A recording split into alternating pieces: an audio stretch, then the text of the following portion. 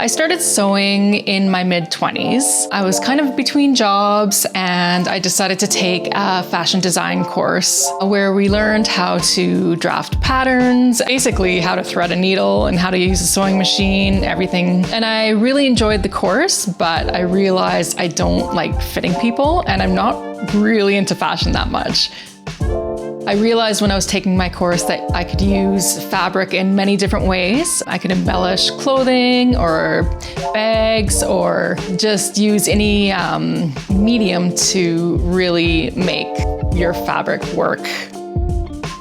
When I was out of my sewing course, I actually started my business right away. Started making doorway puppet theaters and embellishing more bags, that kind of thing. So I use repurposed fabrics for almost everything that I use. So I go to thrift stores and take donations from people, pattern shirts or curtains or upholstery fabric, anything that can be ripped up and made into a different design. Say other textile artists have donated to me stuff that they are done using, scraps that would have been going to the landfill. I can incorporate them into my pieces because I can just use tiny little scraps of fabric.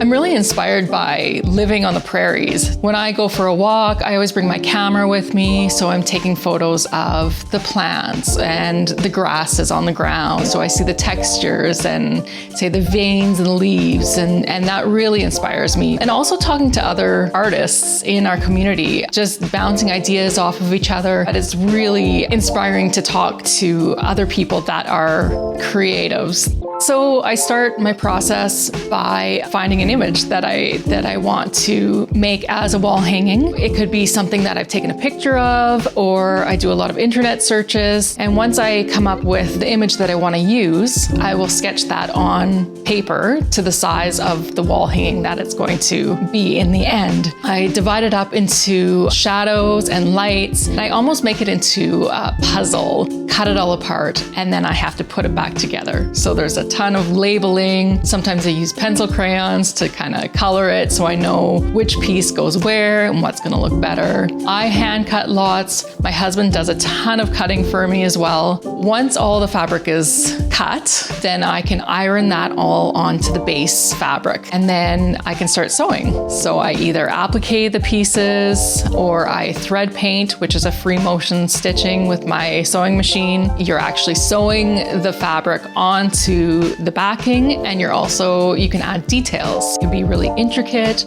or it can just add a highlight to your works. I do a lot of repeat patterns with different fabrics. When I'm at an art market, say there'll be 6 of the same design, and then people can actually go through each wall hanging and say, well, I like this design, but I love the fabric that you've used on this particular piece, or the stitching is a little bit different on this one. My husband makes all my frames, so I tell him what sizes I'm gonna need, and then I actually stretch all the canvases myself. Staple them all, I wire them all, I photograph them all, and get them ready to sell to retail stores or to put in galleries or bring to art markets. Using all the repurposed fabric makes every single piece one of a kind, very unique.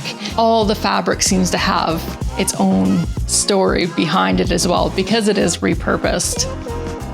So I started making small Saskatchewan magnets, just kind of as an extra little item that I would bring to art markets, and they have taken on a life of their own. How I make those is I take, again, repurposed fabrics, usually sheets, and I hand dye the skies. I string the sheets up all over my yard, and it's very scientific, but I take a garden hose and I spray them all down, and then I take different dyes and I actually just dump the dyes onto the sheets. The way the colors bleed together really depicts the Saskatchewan sky. Every single magnet is one of a kind as well, and it's handmade so that people that buy them are getting a Saskatchewan souvenir, but it is still handmade and one of a kind. So what we started to do with the magnets is we added a hashtag stuck on Saskatchewan. So people will actually take the magnets traveling wherever they're going in the world, and they'll actually take a picture of the magnet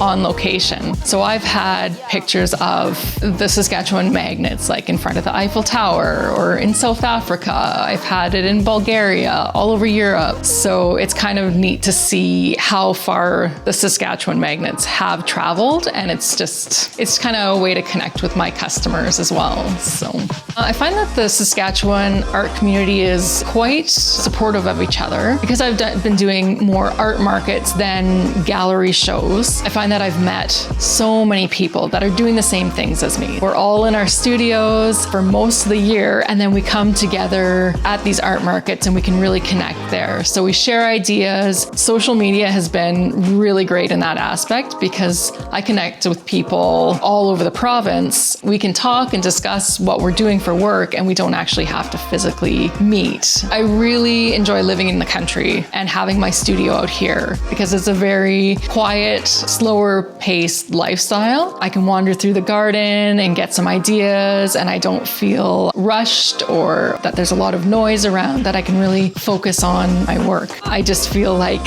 this is just another way to express myself through textiles. If you just follow my social media, then you'll kind of see which markets I'm going to be at, or if I have a gallery show. You can find me on social media, on Instagram, on South40, on Facebook, South40 Designs. There's so much that can be incorporated into my art. So yeah, it's just kind of an extension of how we live our lives out here.